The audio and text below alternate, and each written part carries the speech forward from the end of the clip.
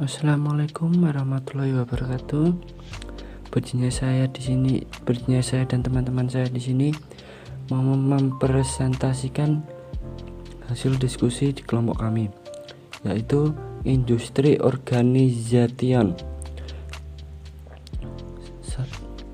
Kelompok kami terdiri dari Christine Chandrawati NPM 0009 dan Arup Setiani 0022, Johan Salahuddin Al-Ayubi 0031, Tri Indah Nugraheni 0039 dan Wulan Lailatul 0040. Konsep ekonomi dan strategis evolusi perusahaan modern. 1. Konsep ekonomi dan pengertian ekonomi. Konsep ekonomi atau ilmu ekonomi berasal dari bahasa Yunani, yaitu oikos yang berarti rumah tangga dan monos yang berarti peraturan secara emotiologi sebagai peraturan yang mengatur rumah tangga. Di sini saya akan menjelaskan dua pengertian ekonomi menurut tokoh. Yang pertama menurut Adam Smith, yang kedua menurut Abraham Maslow.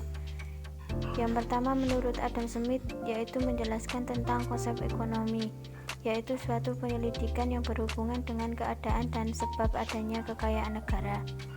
Dan yang kedua menurut Abraham Maslow, menjelaskan tentang ekonomi. Ekonomi merupakan suatu bidang keilmuan yang dapat menyelesaikan berbagai permasalahan kehidupan manusia melalui seluruh sumber ekonomi yang tersedia berdasarkan pada teori dan prinsip dalam suatu sistem ekonomi yang dianggap efektif dan efisien. Ada 3 faktor munculnya ekonomi. Yang pertama, kebutuhan manusia yang relatif rendah, dan yang kedua, sumber daya tersedia secara terbatas, dan yang ketiga, masing-masing sumber daya memiliki alternatif penggunaan atau opportunity cost. Slide selanjutnya akan dijelaskan oleh Mbak Heni. 2. Strategi evolusi perekonomian modern. A. Pengertian strategi evolusi perekonomian. Strategi evolusi perekonomian atau dengan kata lain perubahan serta perkembangan sektor ekonomi atau industri dapat diartikan mengubah barang mentah menjadi barang jadi atau setengah jadi. Misalnya industri obat-obatan, industri garmen, industri perkayuan, dan lain sebagainya. B. Sejarah strategi evolusi perekonomian atau evolusi industri. Tahun 1920, industri modern khususnya di Indonesia hampir semua milik orang asing, walau jumlahnya masih sedikit. Industri yang ada pada saat itu bernama industri rumah tangga, seperti industri penggilingan padi, industri pembuatan gula merah, industri rokok kretek, kerajinan tekstil, dan lain-lain. Perusahaan modern pada saat itu hanya ada 2, yaitu pabrik rokok milik British American Tobacco dan perakitan kendaraan bermotor General Motor Car Assembly. Depresi yang melanda Indonesia tahun 1930-an meruntuhkan perekonomian, yang mengakibatkan menurunnya penerimaan ekspor dari 1.448 gulden menjadi 505 gulden, yang mengakibatkan pengangguran. Melihat situasi tersebut, pemerintah Hindia Belanda mengubah sistem dan pola kebijakan dari sektor perkebunan ke sektor industri, dengan memberikan kemudahan dalam memberikan izin dari fasilitas bagi pendiri industri baru.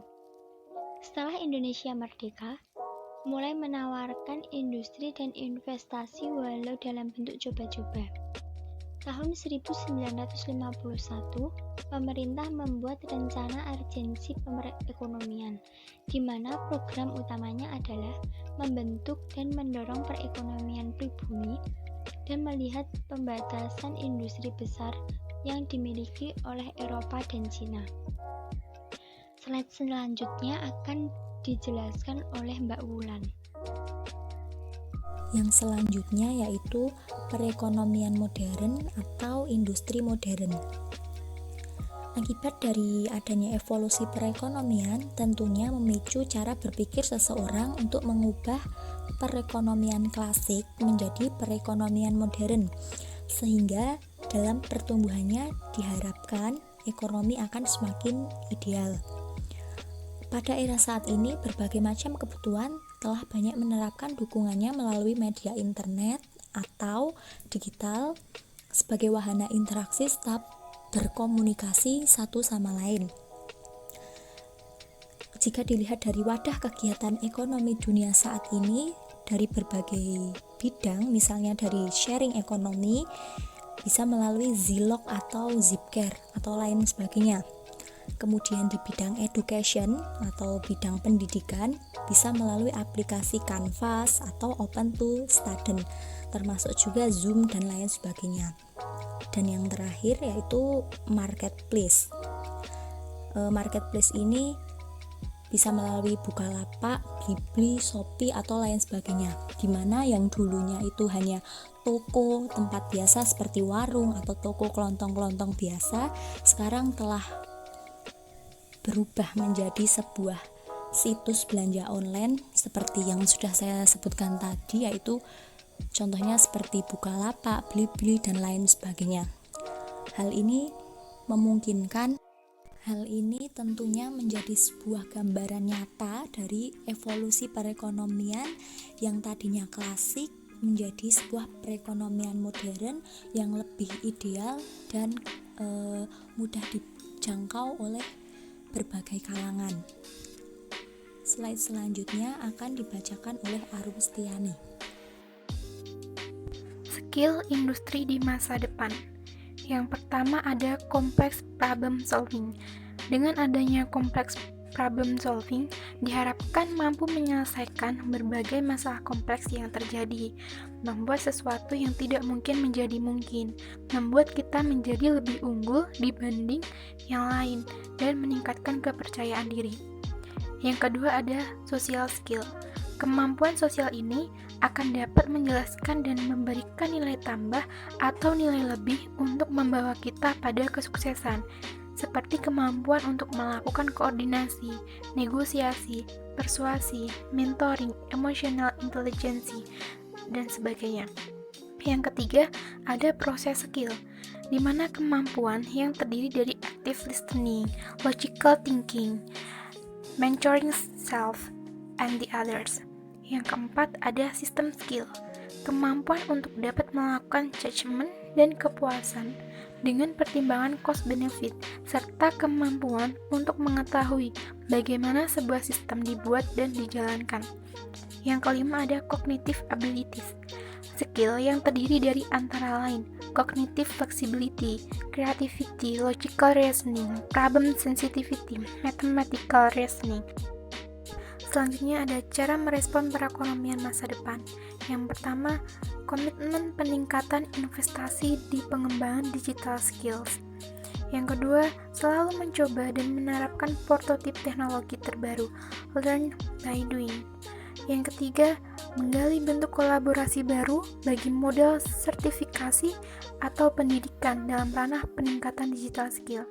Yang terakhir bisa juga dengan dilakukannya kolaborasi antara dunia industri, akademisi, dan masyarakat untuk mengidentifikasi permintaan dan ketersediaan skill bagi era perekonomian di masa depan.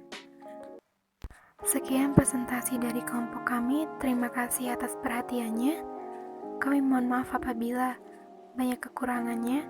Wassalamualaikum warahmatullahi wabarakatuh.